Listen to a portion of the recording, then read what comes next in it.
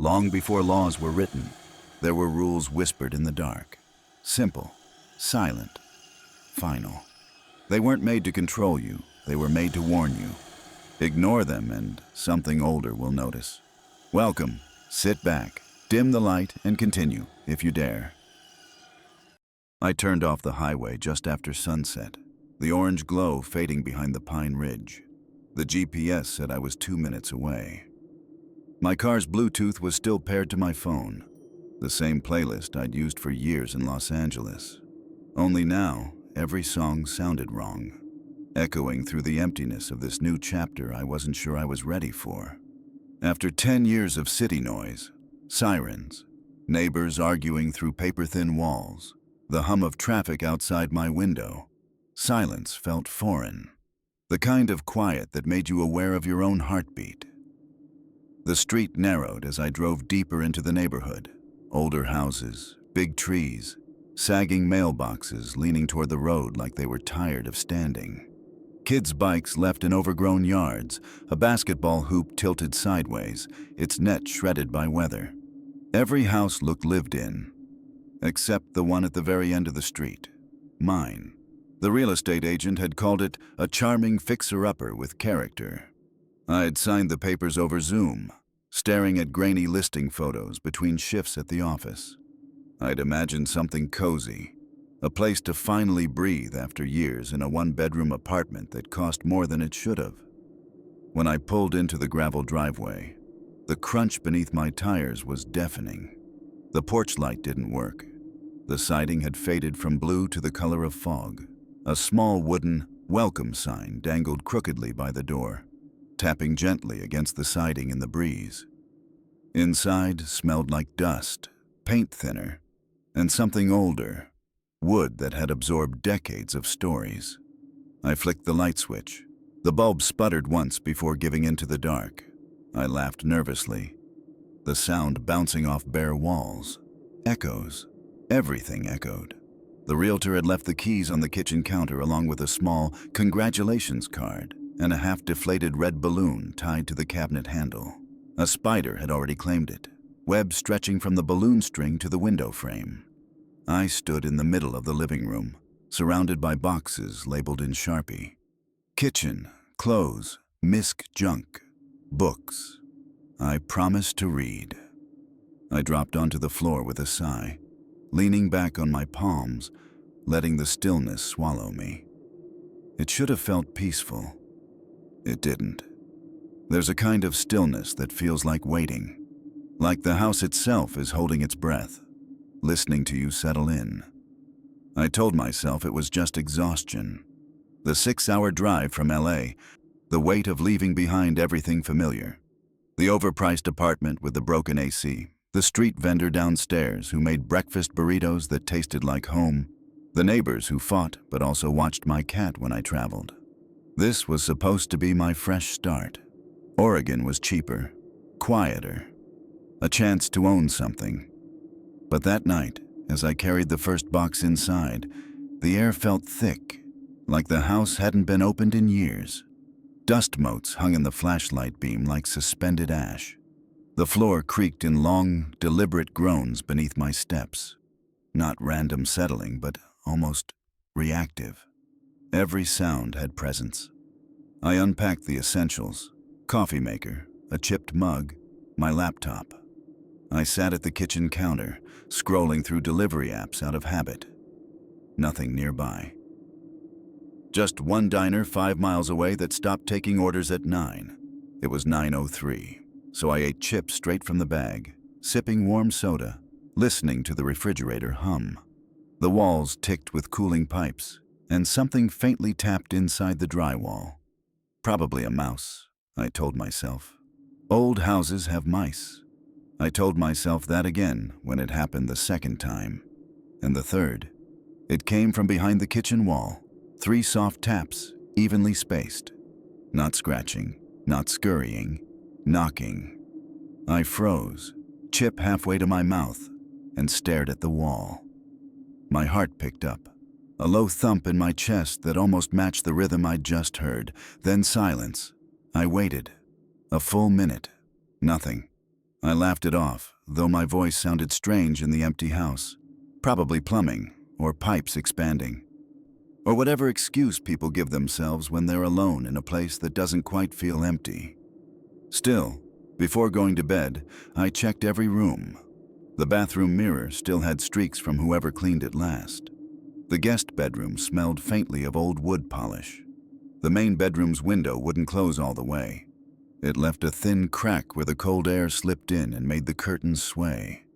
I unpacked my blanket, lay on the mattress I'd dragged in from the truck, and listened to the house breathe around me.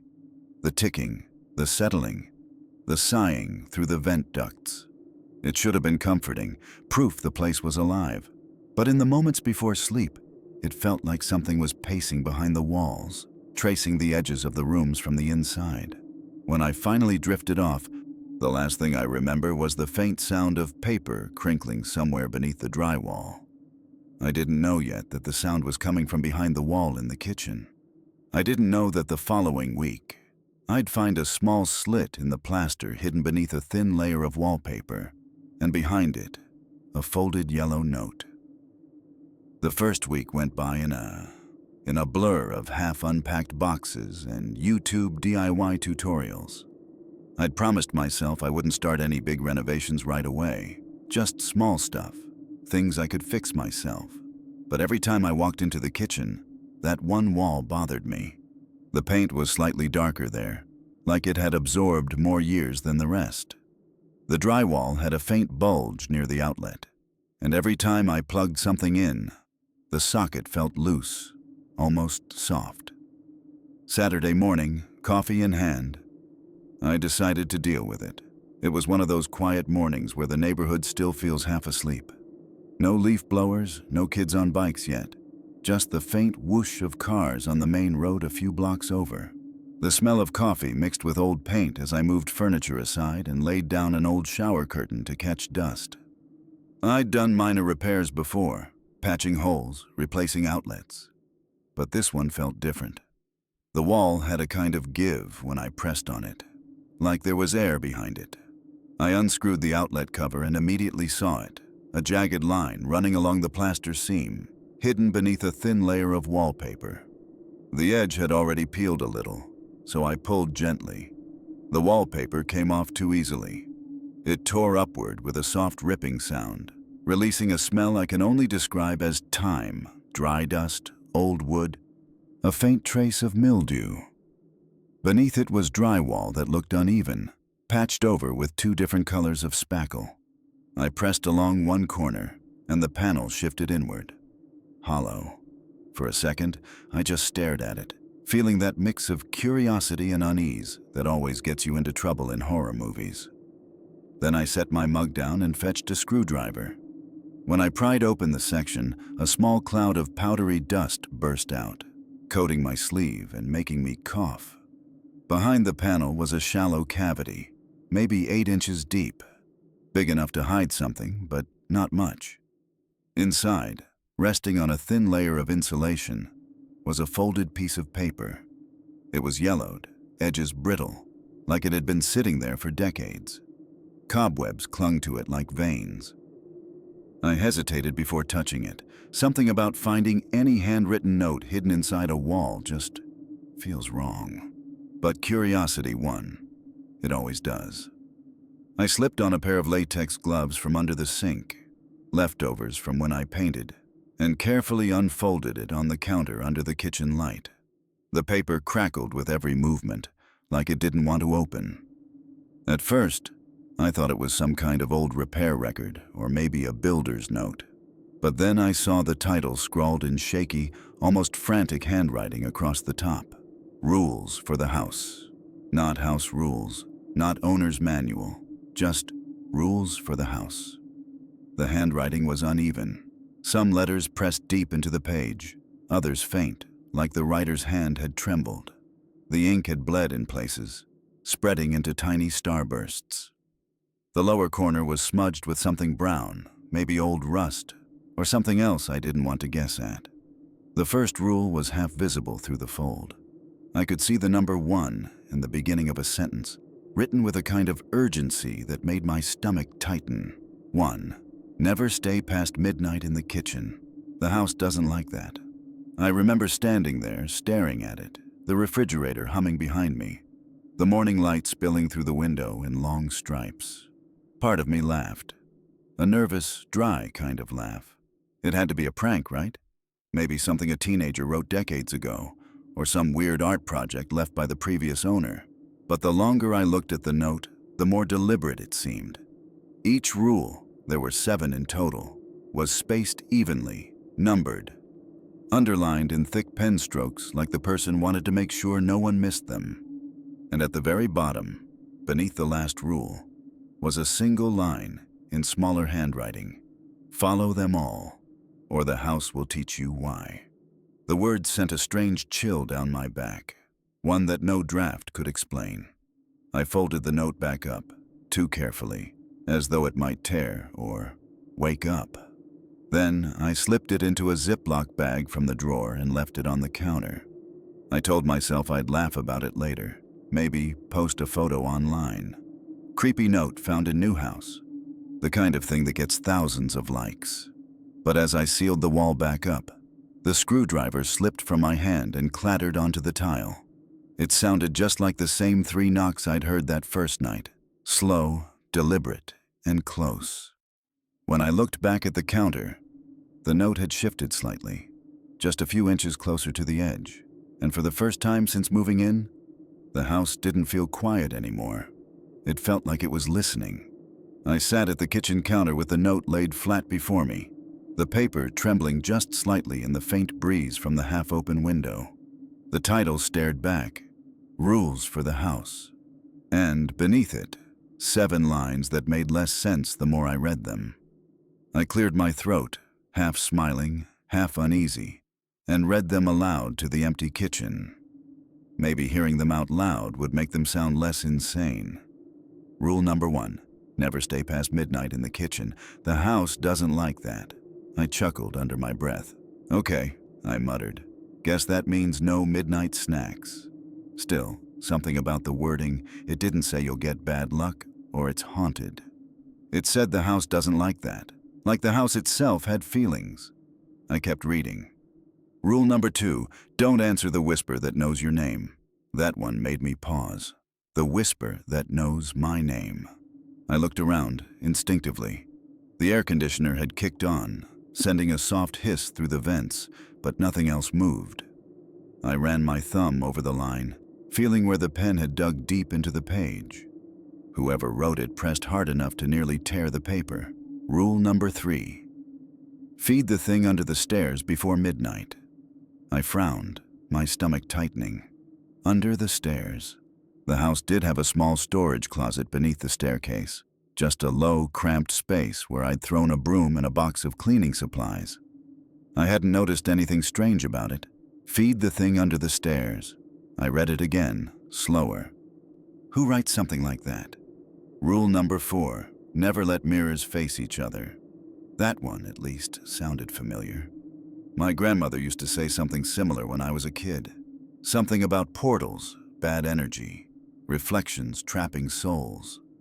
I always thought it was an old superstition from her side of the family. Still, I glanced toward the hallway mirror near the front door. I'd leaned another one against the wall just opposite, planning to hang it later. I suddenly felt the urge to turn it around. Rule number 5, don't go into the basement if the lights flicker twice. Basement? I hadn't even checked it yet. The realtor mentioned it was unfinished, just a space for the furnace and old storage. But that phrasing, if the lights flicker twice, was oddly specific. Not once, not 3 times, twice. The more I stared at it, the more it felt like an instruction written from experience. Rule number 6, if the phone rings after 3 a.m., let it ring. That one made me laugh out loud. I don't even have a landline, I said to the room. Still, I remembered unpacking an old rotary phone the previous owner had left plugged into a kitchen wall jack. I'd kept it because it looked vintage, retro, cool in a nostalgic kind of way. Let it ring. Rule number 7. If you wake up to knocking inside the walls, knock back once, no more. That one stopped me cold. I didn't like how familiar it sounded, because just 2 nights ago, my first night in this house, I had heard that exact thing. 3 slow knocks from inside the wall. I rubbed the back of my neck, my skin prickling with goosebumps. No one could have known about that. I leaned back in the chair, exhaling slowly. "All right," I said aloud. "We've officially entered creepy territory." It had to be a joke. Some twisted housewarming prank from the previous owners, or maybe bored teenagers who'd lived here before me. Maybe even something left for the next homeowner as a story starter. People do weird things. I checked the back of the note for any signature or clue, but there was nothing. Just that same faint brown stain in the corner and the faintest impression of handwriting pressed through from the other side, like someone had written it hard against the counter. I picked it up again, holding it to the light. The paper was older than it looked. Decades, maybe. The ink had feathered deep into the fibers. This wasn't new. Outside, a delivery truck passed, rattling the windows slightly. I jumped, then laughed at myself. "Come on, man. You're being ridiculous." I folded the note carefully and tucked it into one of the kitchen drawers next to the spare batteries and mismatched keys. Out of sight, out of mind. But as I closed the drawer, something strange happened. The house settled. Not the random pops and ticks old houses make, but a long, low creak that rolled through the beams like something exhaling. A sound that didn't fade so much as retreat. And in that strange stillness that followed, I could have sworn I heard a whisper, just faint enough to doubt myself, coming from the wall near the staircase. The first few nights passed quietly. Almost too quietly. I went back to work remotely, spent evenings unpacking, trying to make the house feel like mine. Curtains hung, dishes washed, new locks installed. Every creak or tick made me flinch at first, but by Thursday, I'd convinced myself it was all normal house noise. Still, that note stuck in my mind. Especially rule number 1. Never stay past midnight in the kitchen. The house doesn't like that. It was ridiculous, sure, but every time I glanced at the clock while cooking dinner, that line would echo in my head. The house doesn't like that. Like it had preferences. On Friday night, I decided to stay up late. I'd been living out of cardboard boxes for days, and I wanted to celebrate finishing the unpacking. I poured a drink, set my laptop on the kitchen counter, and streamed an old movie while cleaning up the last few dishes. The time slipped away without me realizing it. By the time I looked up again, the digital clock on the microwave read 12:07 a.m. I laughed under my breath. Well, I guess the house is gonna have to deal with it. The air was warm, the fridge humming low. The kitchen light flickered once, a quick blink, and came back steady. I told myself it was just the bulb. Then I heard it, a soft click. The sound of the back door latch shifting, like someone testing it from the outside. I froze mid-step, dish towel still in hand. The sound didn't come again. I walked over, checked the deadbolt, still locked tight. My reflection looked back at me in the dark window pane, faint and distorted. Behind me, the refrigerator's motor wound down. The house went completely still. Then came another sound. Tick. I turned. The wall clock above the pantry door, one I hadn't touched since moving in, started ticking again. Only it wasn't keeping time. The second hand was jerking back and forth between 2 numbers, never advancing, like it couldn't decide whether to move forward or back. A faint chill passed over my arms. The kind that doesn't come from temperature, but instinct. The silence stretched, heavy and expectant. Then, from somewhere deeper in the house, a low groan rolled through the walls. Slow, deliberate, like wood under pressure. It didn't sound random. It sounded aware. The kitchen air felt different now, thicker somehow. My skin prickled. And then, every appliance in the room seemed to pause. The hum of the fridge, the whir of the ceiling fan, even the faint electrical buzz behind the outlet. All of it cut out at once. I could hear my own breathing. Then came the whisper. Soft. Female. Right behind me. It wasn't words, not yet, but a sound forming into one. A breath against my ear that almost said my name before catching in silence. I spun around. Nothing. The shadows under the table looked too dark, too deep, stretching farther than the light should have allowed. Then something fell, quick, sharp. The note. It slid off the counter drawer where I'd tucked it earlier, landing face up on the floor. Only this time, one line had darkened, like the ink had somehow bled fresh again. Rule number 1, never stay past midnight in the kitchen. The house doesn't like that. The word never looked wet, shimmering faintly. I stepped back, heart hammering. I wanted to move, leave the room, grab my keys, but I couldn't make myself look away. The window above the sink had fogged over completely, though the night outside was clear, and there, traced in the condensation, were 5 long streaks, like fingerprints dragging slowly downward from the top of the glass. I stumbled backward, nearly tripping over the chair. The moment my foot crossed the kitchen threshold, the light steadied. The hum of the appliances returned, and the air snapped back to normal. Everything, instantly, felt fine again, except for the clock. It had stopped at 12:13 a.m., the second hand frozen between ticks, the glass face reflecting a faint shape behind me that wasn't there when I turned around. I didn't sleep that night. I sat in the living room with all the lights on, the note sealed back in the drawer, and a single thought circling in my head. Maybe the first rule wasn't a warning. Maybe it was a courtesy. For the next few days, I tried to pretend everything was normal. It wasn't easy. After that night in the kitchen, I couldn't shake the feeling that the house was aware. The lights worked fine now, the appliances hummed again, but the air still carried a strange heaviness, like the rooms were watching. I caught myself apologizing out loud when I bumped into walls, whispering, "Excuse me," when I moved furniture. It sounds ridiculous, but it made the silence feel less oppressive. By the 4th night, I'd convinced myself I was just tired. New house, new stress, new noises. I even started sleeping better, until the whisper came. It happened around 2:30 a.m. At first, I thought it was the wind. The trees outside scratched softly against the siding, and my window was cracked open. But then I heard it again, faint, close, like someone leaning in beside my ear. A single word. My name. So quiet it almost wasn't sound at all, more like breath shaped into a word. "Michael!" I sat up fast, my heart slamming against my ribs. The room was dark except for the faint glow from the alarm clock. 2:37. I scanned the shadows. Nothing moved.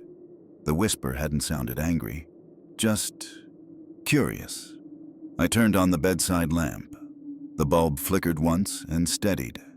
My throat was dry. I told myself it was a dream, that I'd been half asleep and imagined it.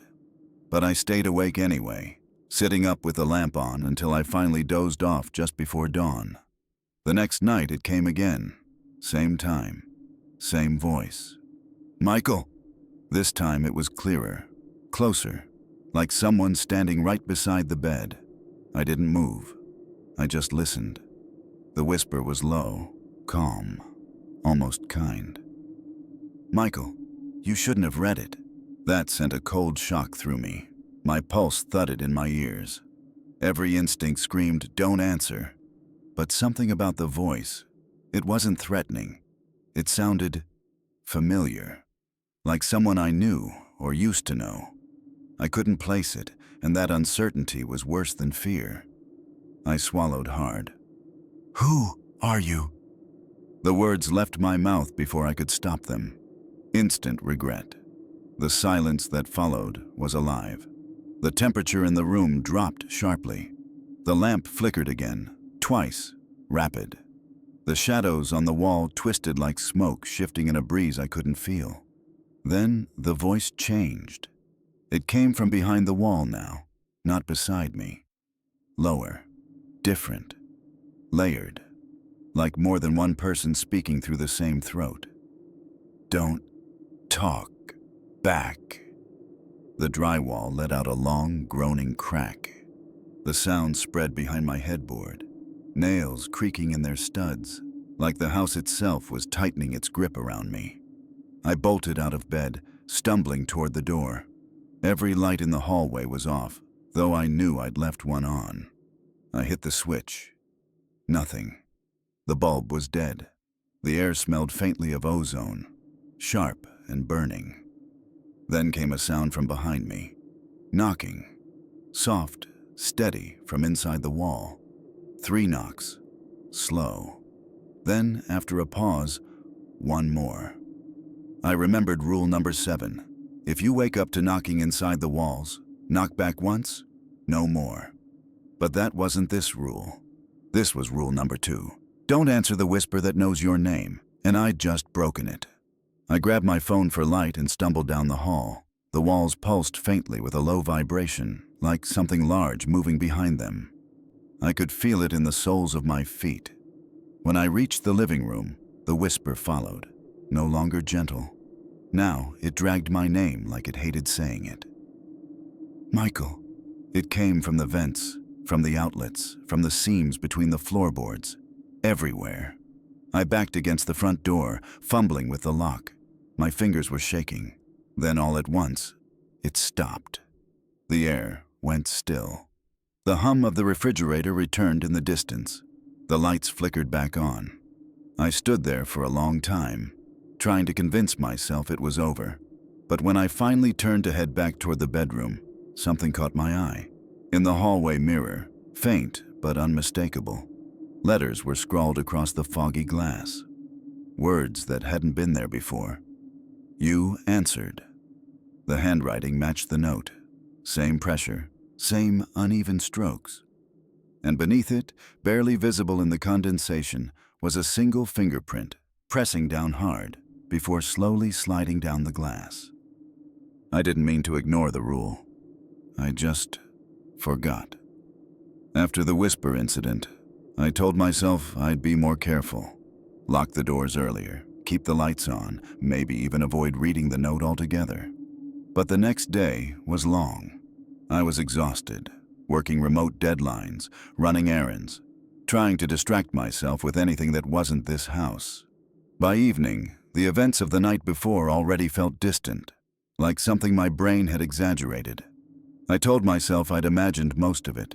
The whisper, the fingerprints, even the smell of ozone that lingered in the hallway. So when midnight crept close, I didn't think about rule number 3. I didn't think about feeding anything. I was halfway through reheating leftovers when I noticed it. The smell. At first I thought something was burning. I checked the microwave, the trash can, the oven. Nothing. The smell wasn't smoky. It was thicker, rotten almost, like meat left out in summer heat. It clung to the air, heavy and sweet, and no matter where I stood, I couldn't escape it. The cat, my rescue tabby, Luna, started growling from the living room, a deep, low sound I'd never heard from her before. Her back arched, tail puffed. She was staring at the hallway that led to the staircase closet, under the stairs. That's when I remembered. Rule number 3, feed the thing under the stairs before midnight. I looked at the clock.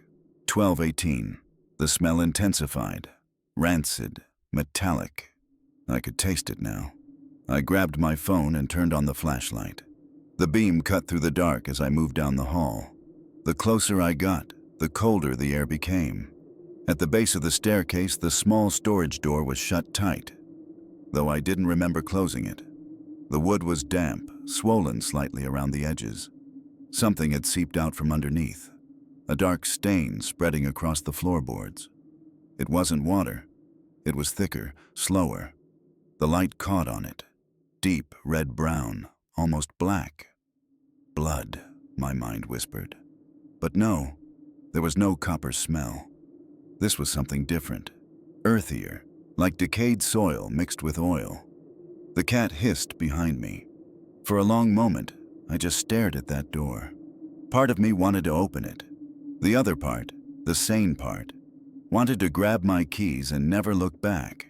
But then something moved behind the wood, a dull scrape, followed by a slow, wet sound, like something dragging itself closer. I stumbled back, my shoulder hitting the wall. The floor creaked under my feet, and the scraping stopped. Then came a sound that froze me completely, a low whimper, not human, not quite animal either. It was soft, pitiful, like something starving. "Feed it," a voice whispered. I don't know if it was in my head or the room itself, but it was the same tone I'd heard before, the same gentle cadence that had once said my name. I didn't move.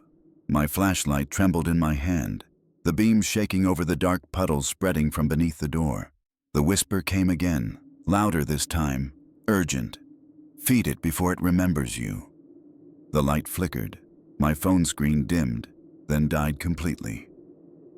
The house sighed, a long, hollow exhale that came from everywhere at once. Then silence. I didn't open the door. I couldn't. I backed away slowly, step by step, until I reached the living room. I stayed there until dawn, watching the door from a distance, the smell growing weaker but never leaving entirely. By morning, the stain was gone. The floor was dry. But when I opened the door, just to prove to myself it had been nothing, I found something sitting on the threshold. A single bowl from my kitchen.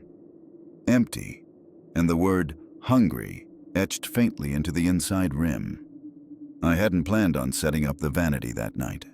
It was supposed to wait until the weekend, but I couldn't sleep. Too many nights of strange noises, of catching my own reflection where I didn't expect it.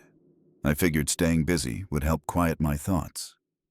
The house was silent except for the rain tapping lightly against the window. The kind of quiet rain that makes you think too much. I'd found the vanity in a thrift shop a week before the move. Solid wood, a little scuffed, with a big round mirror framed in brass. It looked old enough to have history, but not so old that it felt haunted. At least, that's what I'd told myself when I bought it. I carried it into the bedroom, set it near the window, and leaned the mirror forward while tightening the back screws. The glass caught the faint hallway light through the open door, and for a moment, my reflection was perfectly framed inside the darker outline of the hallway mirror across from it. Two mirrors, facing each other. I froze. The note's words drifted up in my mind like a whisper from behind the drywall. Rule number 4, never let mirrors face each other. I almost moved one right then, but it looked fine, harmless. Just two mirrors reflecting a little light back and forth. I told myself it was superstition, a trick of old folklore. Besides, I was tired. I'd move one in the morning. That night, I fell asleep around midnight with the bedroom light still on and the rain easing into a steady drizzle. When I woke again, the clock read 3:03 a.m. The room was darker than it should have been. The power hadn't gone out. The small digital clock still glowed red, but the shadows were wrong. The vanity mirror reflected the hallway mirror, which reflected the vanity mirror again, repeating endlessly. A narrow corridor of reflection shrinking into infinity. But halfway down that mirrored tunnel, something moved. At first, I thought it was me. I even lifted my hand to check, but the reflection didn't. It was subtle, a small shift.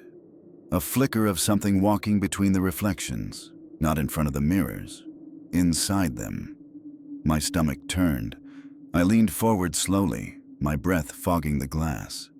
In the faint condensation, I could see it more clearly now. A figure, not shadow, not light, just a vague, human shape.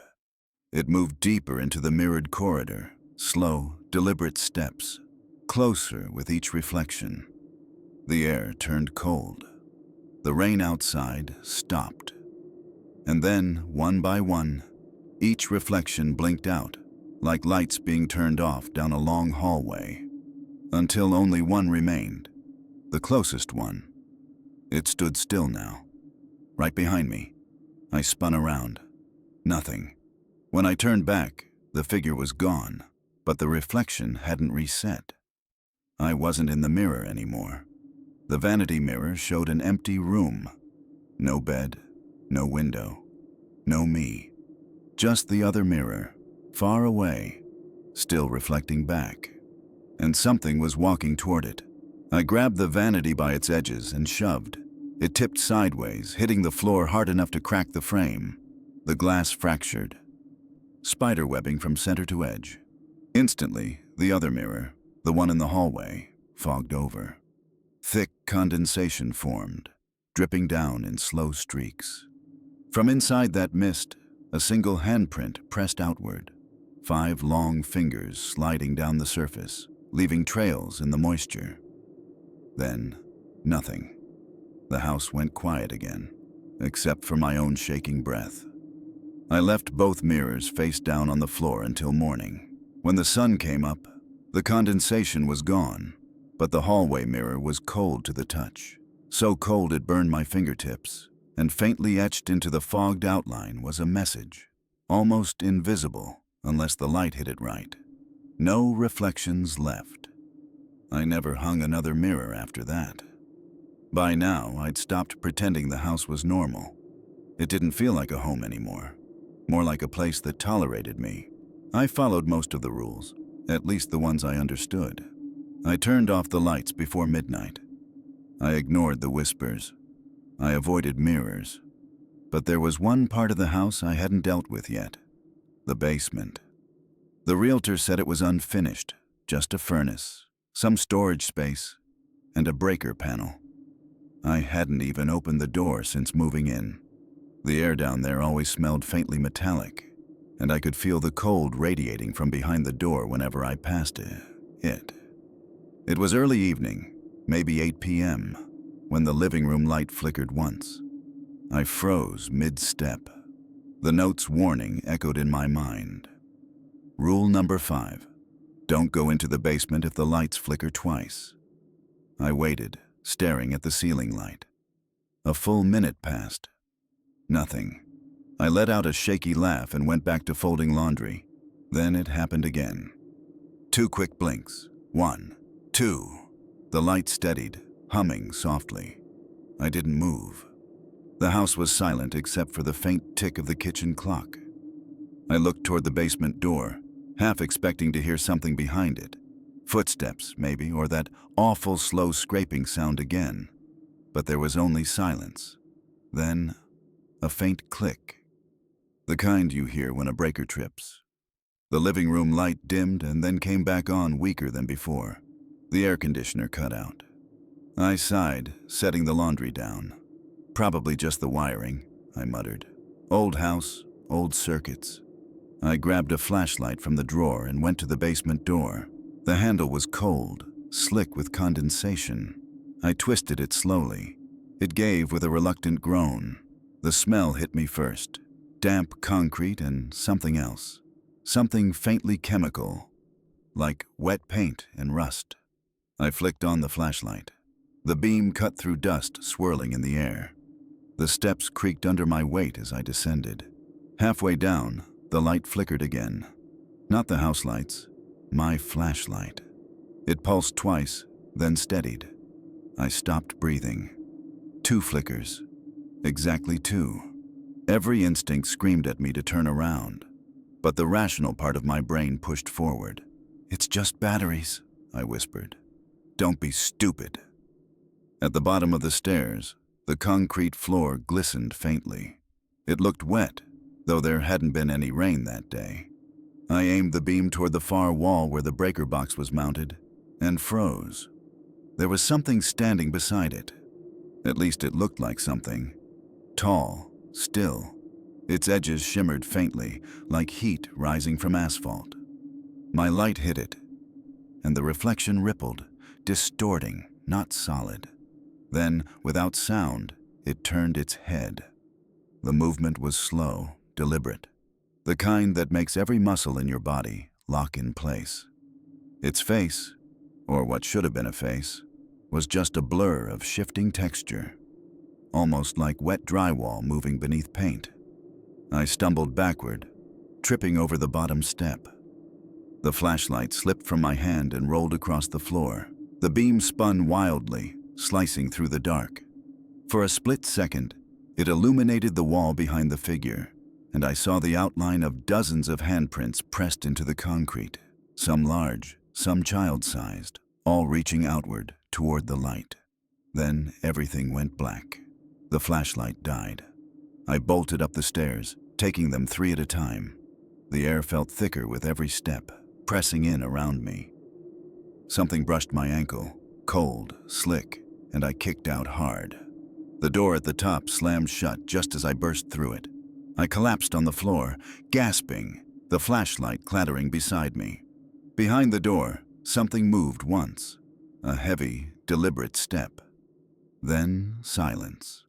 The lights in the living room steadied again, bright and calm. The house was quiet. When I looked down, the basement handle was wet. A single droplet of thick black moisture slid down the metal and landed on the floor, leaving a dark stain that steamed slightly before disappearing. I locked the door and duct taped it shut. That was the last time I ever went near the basement. By now, I'd learned to fear the quiet. The house had moods, not every night, not even every week, but sometimes, when the air turned still enough to hear the refrigerator hum from 3 rooms away, it would shift, like it was listening again. I'd stopped sleeping through the night. Every sound made me sit up. Creaks, the settling floorboards, the faint echo of something breathing behind the walls. But the night it called me, that was the first time the house spoke out loud. It started just after 3 in the morning. The red numbers on the alarm clock read 3:06 a.m. The world outside was dead silent. No cars, no crickets, just wind pressing against the siding. And then, from the kitchen, the faint ring of an old rotary phone. It took me a few seconds to even register what I was hearing. I didn't own a landline.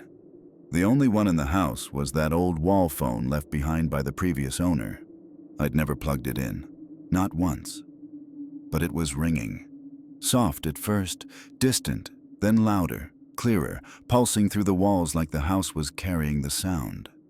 I lay there frozen, staring at the ceiling, my mind racing through possibilities. Maybe I was dreaming. Maybe a neighbor's phone was echoing somehow. Then the ringing stopped. Silence, I exhaled, and then it rang again. One single, sharp ring that made the lamp rattle on the nightstand. My first thought was the rule. Rule number 6. If the phone rings after 3 a.m., let it ring. I remembered how each rule had punished me when broken. I wasn't about to make the same mistake. So I stayed in bed, staring toward the dark hallway that led to the kitchen. The phone rang again, and again. Each time slower, softer, like it was losing strength. Finally, it stopped for good. The house went silent. Then came a new sound, the faint static hiss of an open line, the kind you hear when someone picks up the receiver on the other end. Only this time the sound wasn't coming from the phone. It was coming from the vent above my bed. Soft, whispering static, followed by a voice I didn't recognize. A man's voice. Low, calm. Don't let her answer. I sat up fast, heart pounding. Who? I whispered, before realizing what I'd just done. I'd answered in my own way. The voice came again, louder, sharper. She's already in the line. The vent above me clicked once, like a switch flipping, and then the phone in the kitchen started ringing again. This time, I could hear something behind the ring. A second sound, faint breathing between the tones. My phone on the nightstand lit up. No signal, just the screen glitching in time with the ringing. Then a text appeared out of nowhere. No number, no contact. Just 4 words in all caps. Do not answer her. The kitchen phone went silent. Then, from the same direction, a single, long beep, like the line had been picked up. And through the silence, I heard it. Breathing, wet, shaky, too close to the receiver. Michael. It was her voice again, the whisper from before. I told you I'd find you. The lights in the hallway flickered twice, the air filled with static. Then, clear as day, the voice on the phone whispered a final line, calm, almost tender. Go to the basement. Every instinct in me screamed, no. I backed away from the sound, gripping the doorknob to my room as the phone on the wall began to speak without ringing, words half swallowed by static, repeating over and over, pick up, pick up, pick up. I yanked the plug from the wall. The voice cut off mid-syllable, but the line didn't go dead. The disconnected cord kept swinging, tapping against the wall, and somewhere inside the receiver, the dial tone still hummed faintly, even though it wasn't connected to anything at all. I didn't sleep again that night. In the morning, I found the phone resting off the hook, and written in the dust beneath it, in that same jagged handwriting I'd seen before, were 4 new words. She knows you listened. For 2 nights after the phone call, the house went quiet again. That kind of quiet, that's not peace. It's restraint. I started noticing little things. Footprints in the dust by the basement door that weren't mine. Cold spots that appeared in rooms I hadn't entered all day. The smell of earth, wet, mineral, old, that drifted up through the floorboards, especially at night. I told myself I'd made it this far by obeying the rules. All I had to do was keep following them. Then, on the 3rd night, the knocking started. It came just after 2 a.m. I'd been lying awake, watching the ceiling shadows move with the wind outside. At first, I thought it was a branch against the siding. 3 dull thuds from somewhere behind the headboard. But when I held my breath and listened, I realized it wasn't random. It was inside the wall. 3 slow, deliberate knocks. I sat up, every muscle tensed. The rule came back instantly. If you wake up to knocking inside the walls, knock back once, no more. I stared at the drywall, half expecting it to move. My first instinct was to stay still, pretend I hadn't heard it. But the knocks came again. Closer this time, like something was crawling through the hollow space behind the studs, following the sound of my breathing. I reached out with a trembling hand and tapped the wall. Once. Just one small, polite knock. The silence afterward was unbearable. A minute passed. Then 2. And just when I thought it was over, something knocked back. Not 1, not 3, 7. The last one cracked like a hammer strike, shaking the headboard. I stumbled out of bed, heart racing, backing toward the door. The air had turned icy. I could see my breath clouding in the dark. The wall groaned, a deep bending sound, like the frame itself was breathing in. Then, from inside it, came a faint voice. Too many. It was barely audible, like the whisper of air through a vent. But I heard it. Clear. It said, too many. The drywall bulged outward, just slightly, as if something behind it had pressed a palm flat against the inside. The outline lingered there. A handprint. Then another beside it. Then more. Dozens of them, pressing from within, stretching the paint, distorting the wall like fabric. The light flickered. Every nail and beam seemed to groan at once, the sound rising like the whole house was exhaling through its bones. The handprints began to slide downward, smearing faint trails into the paint. And beneath the noise, I could hear faint, rhythmic tapping again, too fast to be human. It sounded like fingernails drumming impatiently from the inside out. I ran. The hall light flickered twice as I passed, that same warning pattern, and I caught, just for a second, the reflection of the wall in the hallway mirror. Something leaning through it. Not crawling, not climbing, leaning, as if gravity didn't matter where it was.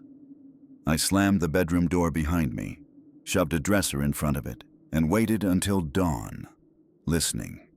The knocking continued for hours. It grew softer, slower, like a heartbeat fading away. When the sun finally came through the blinds, I pushed the dresser aside and opened the door. The hallway was silent again. The wall where the handprints had been was smooth. No dents, no marks, no damage. But when I pressed my ear to it, I heard faint, steady breathing from the other side, and then, just once, a single, gentle knock. I didn't answer, not even once. The days that followed blurred together. I didn't sleep much, didn't eat much. The house had gone quiet again, but it wasn't peace. It was silence that listened back. I spent most of my time in the living room, surrounded by packed boxes, telling myself I was leaving soon. I just needed to figure out where to go. That's when I decided to dig deeper. If I was going to leave this place behind, I needed to understand what it really was. At the county records office downtown, the clerk pulled up the property file on an ancient computer. The address popped up, my house, and the clerk gave me a sympathetic smile that didn't reach her eyes. "You bought the Ferguson place?" she said. I nodded slowly. "Why? Something wrong with it?" She hesitated, typing a few keys before turning the monitor toward me. The file was old, scanned from paper. There were notes from police reports, missing person records, maintenance citations, going back decades. The last registered owner before the bank took possession was a man named William Ferguson, reported missing in 1998, never found. The last entry was dated 2 months after his disappearance. It was a copy of a handwritten statement he'd submitted to the local sheriff before he vanished, claiming that something in the house was alive, that it fed, that he'd written the rules to keep it calm. My blood went cold, because the handwriting was identical to the note I found behind my wall. Same slanted letters, same uneven ink, same tremor in the loops of every R. I drove home in silence, the paper copies sitting in the passenger seat like evidence of my own mistake. When I pulled into the driveway, the house looked different somehow, heavier, like it was sagging under its own history. Inside, the air was cold and stale. My breath misted as I walked through the hallway. I stopped at the small door under the stairs. The wood was dry now, but faint black stains still traced along the bottom edge, like veins beneath skin. I knelt down, pressed my ear to it. Nothing, just a faint echo, like wind caught in a bottle. But when I stood, I noticed something I hadn't seen before, carved faintly into the wood, hidden under layers of old paint. Names, dozens of them, scratched deep, some half erased, others fresh enough to still catch the light. The last one stopped me cold. William Ferguson, and beneath it, newly carved, letters still raw and uneven, Michael, my name. I stumbled back, heart pounding, and looked toward the kitchen. The drawer where I'd hidden the note was half open. The paper sat on top, unfolded, waiting. I didn't touch it, but I didn't have to. I could see the words clearly from where I stood. They'd changed. The title wasn't Rules for the House anymore. It now read, Confessions of the Kept. And beneath the list of rules, a new line had been added. In that same frantic, trembling script, the thing under the stairs was me. I packed that night. Didn't care what I left behind.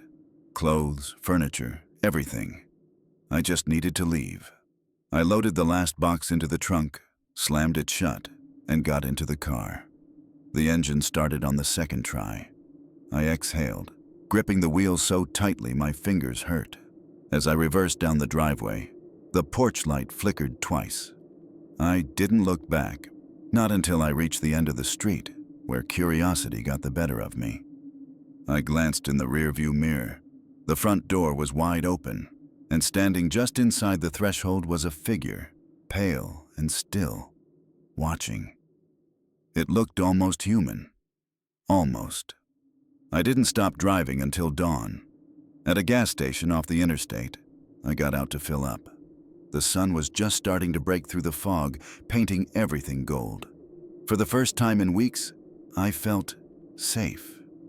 Then I saw it. A note taped to the inside of my car window, folded neatly. Yellow paper, the same handwriting. I peeled it off with shaking hands. It said, "You forgot to lock the door. The house doesn't like that." I never went back for the rest of my things. The movers picked them up later that week. I didn't even give them the real reason. I just said I'd had a change of plans. But sometimes, late at night, when the house I rent now creaks under its own weight, I still catch myself counting the sounds. 1, 2, listening for patterns. And sometimes, I swear I can smell that same old scent. Dust, wood, and something faintly metallic, like the air from under those stairs has followed me here. I've tried to convince myself the rules were just the ramblings of a man who went mad in an empty house. If the rules were confessions, then every one of them was written by someone who broke them. And now that my name is carved into that wood, I can't help but wonder, when the next person moves in, whose handwriting will they find on their note? If you've ever lived in a house with strange noises, old rules, or doors that seem to breathe, maybe, just maybe, those weren't warnings either. Maybe they were apologies. Before you go, tell me, if you found a list of rules hidden in your house, would you follow them? Comment below what you think the thing under the stairs really was. And if you made it to the end, thank you for watching. Don't forget to like, share, and subscribe to help us reach more horror lovers like you. And, as always, sleep lightly, because some houses never stop writing new rules.